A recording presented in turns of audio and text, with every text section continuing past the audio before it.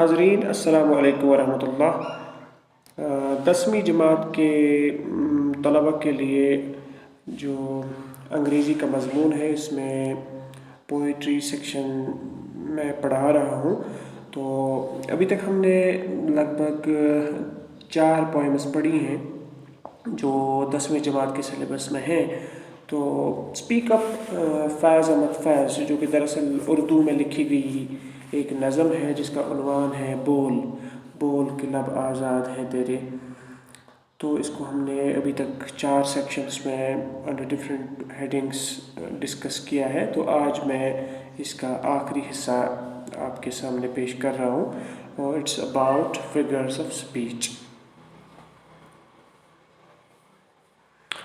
तो figures of speech से हम समझते हैं कि ये अल्फाज का या जुमलों का या फ्रेजेस का एक्सप्रेशंस का ऐसा इस्तेमाल है जिससे माने में सिमेंटिक्स में और इजाफा हो जाता है, माने में गहराई पैदा हो जाती है।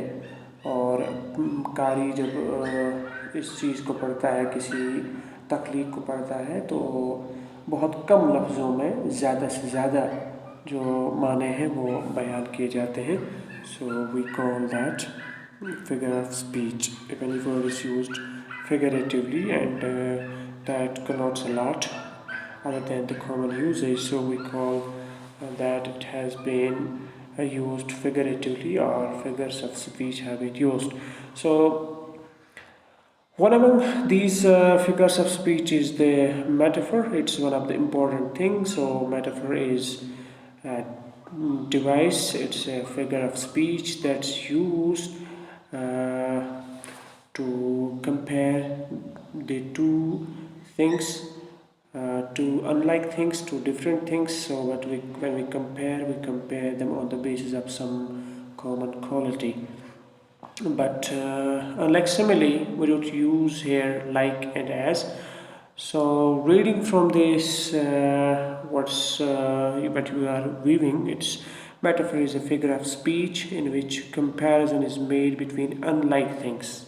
It's a comparison between unlike things indirectly, so categorizing them as identical.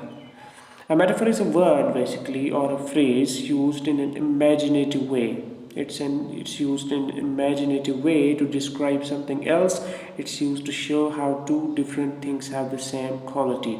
दो चीज़ें जिनकी हम आपस में मुशाबत दिखा रहे हैं, बुनियादी तौर पर वो बिल्कुल दोनों चीज़ें अलग अलग होती हैं। जैसे हम किसी इंसान को कहते हैं कि वो शेर है, वो शेर है। इंसान तो हम नहीं कह सकते हैं कि शेर और शक्ल से सेम है या वो साख्त के मुताबिक सेम है या उनके रहने सहने का ढंग सेम है।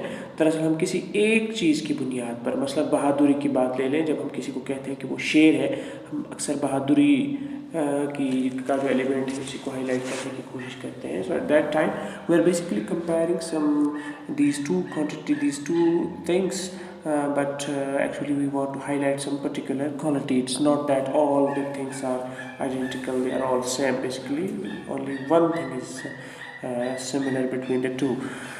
So in this poem speak up, a lot of things have been used as metaphors. For example, various metaphors used in this poem are the oven. So the oven has been used imaginatively, but it doesn't actually refer to the oven. It refers to something else. Similarly, the flames. So that poet doesn't talk about the flames, but figuratively he talks of something else. Similarly, the padlocks and the fetter. These are the metaphors used.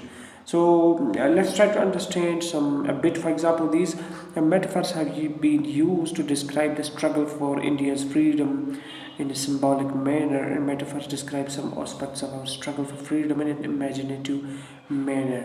So, for example, when we talk of the oven or the flames, this is basically the freedom struggle that's going on. It's burning like the flames in the oven.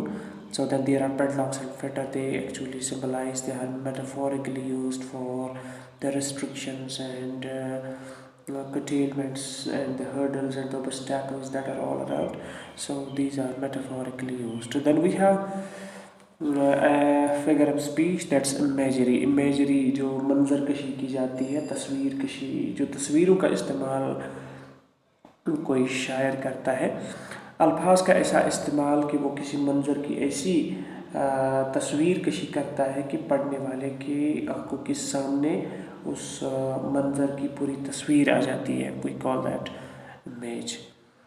Camera से जो image खींची जाती है वो एक वो भी एक तरह की तस्वीर कशी है, लेकिन अल्फाज से जब हम किसी मंजर की तस्वीर कशी करते हैं तो वो ज़्यादा ब्यूटीफुल हो जाती है.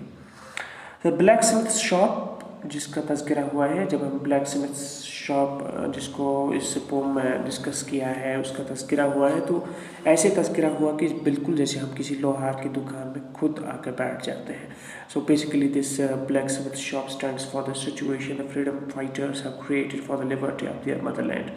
It's no different from the blacksmith shop where flames and red oven is there. So red oven, fierce flames, ये ऐसे अल्फाज का इस्तेमाल है. They stand for their courage. तो ये उनकी हिम्मत है जो बिल्कुल आग के शोलों की तरह भड़कती है और बिल्कुल कमज़ोर नहीं है, सुरख है. The chains and the fetters are the epitomes of slavery which are determined to break. ये chains, fetters जो है, these are restrictions, these are the symbols for slavery. तो जिनको शायर ने बताया है कि इनको तोड़ने की, ब्रेक करने की ज़रूरत है, and everybody must be determined for that. So basically these are the image that represent the poet's ideas and the situations at the time when India was occupied by the British, and he has used vivid and beautiful image to describe his thought. So this was all about this figures of speech. There can be some other figures of speech, but mostly these two metaphor and image. These are used in the examination about this poem. So I think it's all about it. So thank you for today.